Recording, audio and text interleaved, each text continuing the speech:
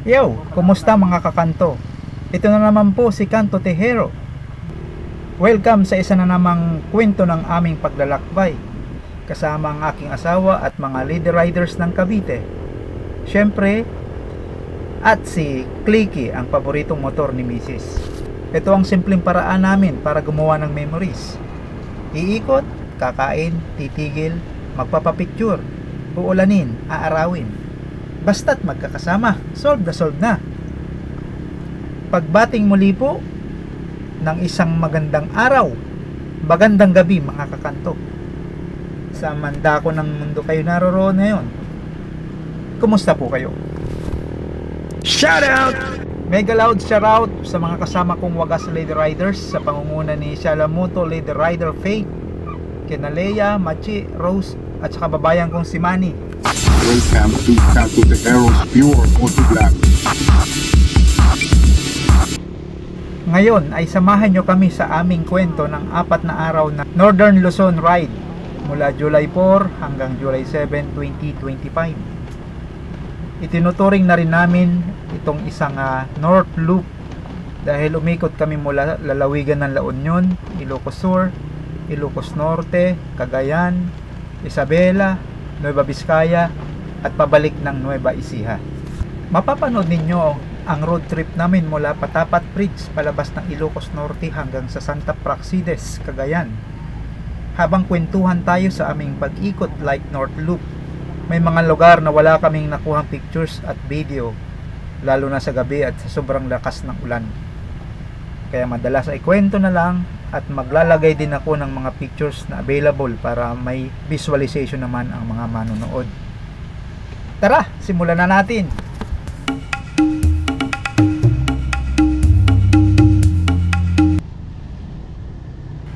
Day 1, July 4, 2025. Alas 2 ng madaling araw pa lang, bakbak na. From Tansa, Cavite, tubigan na agad ang rota.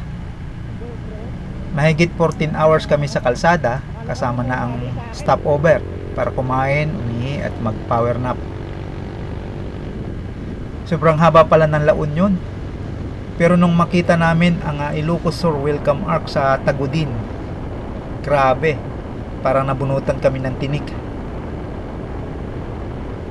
Ulan dito, ulan doon, kaya nakakapote kami buong biyahe papuntang Bigan. Pero sulit lahat nang marating namin ang Kalye Crisologo.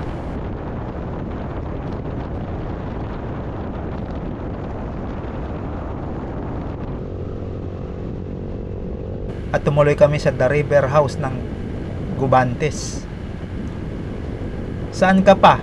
Old vibes, good food, at syempre, picturean. Day 2, July 5, 2025. Pagkatapos magpahinga sa Bigan, alas 7:30 ng umaga, bakbak na naman papuntang Pagudpud. Habang papalabas ng Bigan, ay binisita namin ang St. Paul Cathedral, Bantay Watchtower,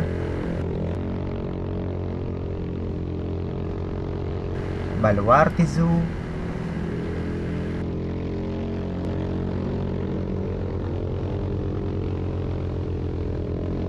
Paway Church,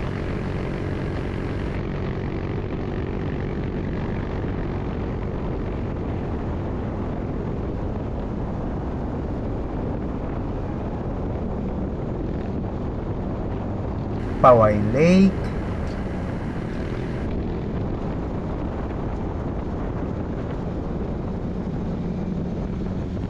Malacanang of the North,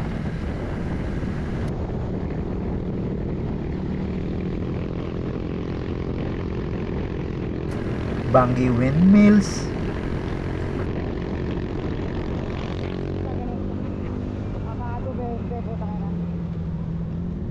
Lawag City,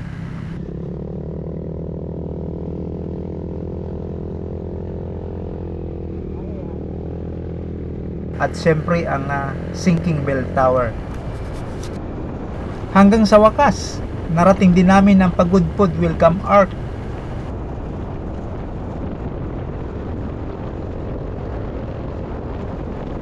Patapat Bridge,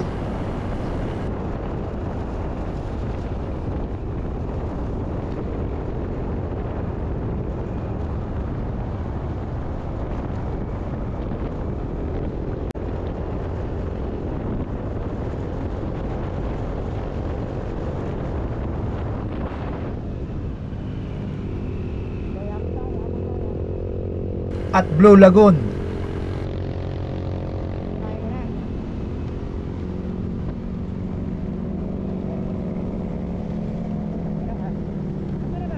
Sulit! Dito kami nagpahinga sa Glenmarks Homestay. Di kasing ganda ng The River House of Gubantes sa Bigan, pero comfortable naman. May problema lang sa stability ng kuryente dahil nag-brown out kinabukasan, kung kailan maliligo pa naman si na Mrs. Day 3, July 6, 2025. 8:30 ng umaga, alis na ulit. Siyempre, dadaan ulit kami sa Patapat Bridge para sa araw version ng photoshoot. Kasi nga, medyo maaraw na.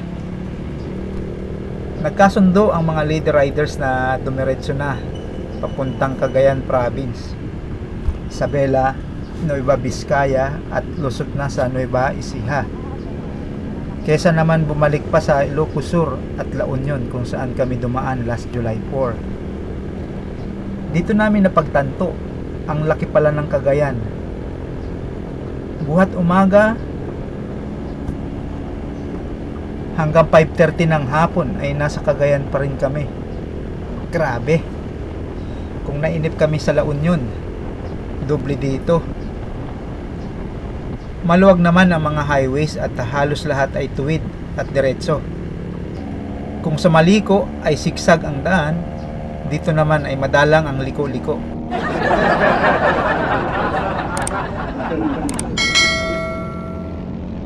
Kahit out of way ay pinuntahan namin ang welcome art ng Apayao at Apari para makapag-selfie. Picture is life daw kasi. Kaya kahit na doble ang oras ng travel time namin, ay go pa rin ng go.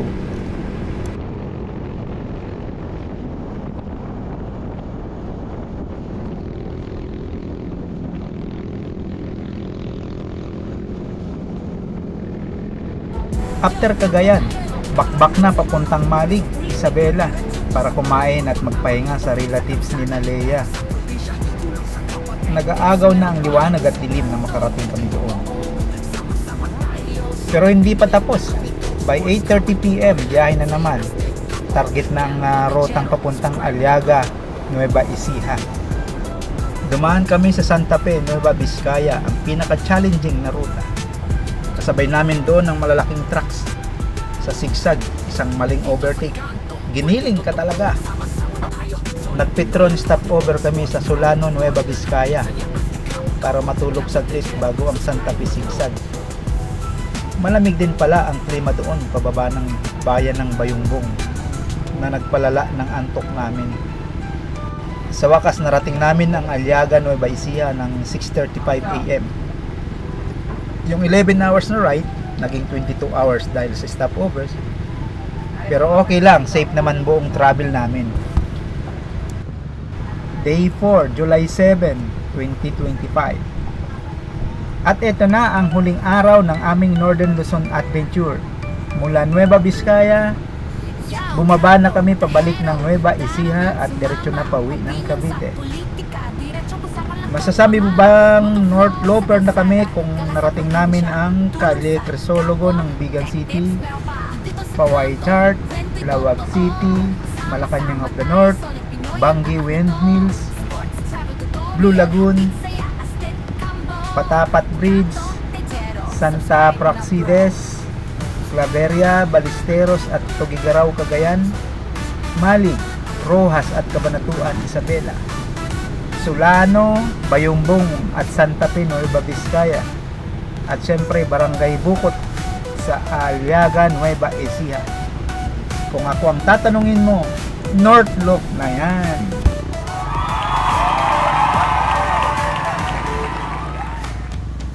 Yo, katero, dapat sumama. Opinion sa politika, diretso ko sa kalantot, tama. Motovlog sa kalsada, gala sa probinsya. Tulong sa kapwa, tech tips, meron pa dito sa kanto. Kwento'y totoo, sama-sama tayo, solid Pinoy ang tatak nito. Sports, travel, tutorial, hatid saya, astit, combo. Kanto, tejero, subscribe na bro.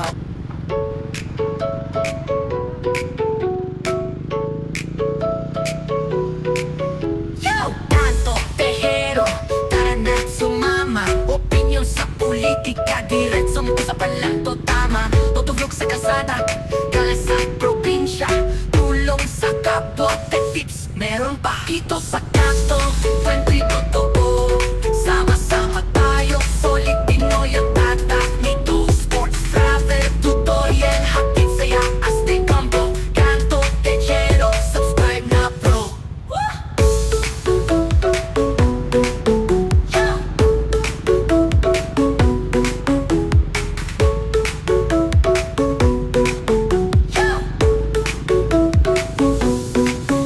Yo, kanto, techero, tara na sumama.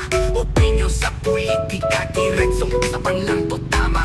Motovlog sa kalsada, gala sa probinsya, tulong sa kapwa, tips meron pa. Dito sa kanto, kwento'y totoo, sama-sama tayo, solid Pinoy ang tatak nito. Sports, travel, tutorial, hatid saya, astig combo, kanto, techero, subscribe na bro.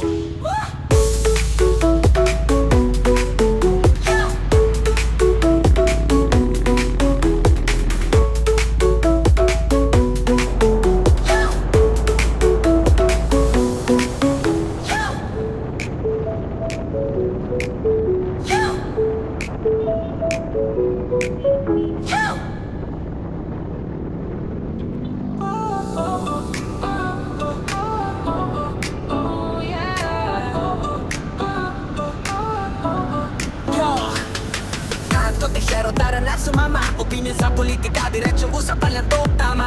Motovlog sa kalsada, gala sa probinsya, tulong sa kapwa, tech tips meron pa. Dito sa kanto, pwede totoo. At the end of the day, hindi man perpekto ang panahon, hindi man perpekto ang daan, basta't magkakasama kami, solve na. Salamat sa panonood, mga kakanto. Huwag kalimutang mag-like, comment at subscribe para sa mas marami pang ride stories na ganito. Hanggang sa susunod na ride, ingat sa kalsada, ride safe always.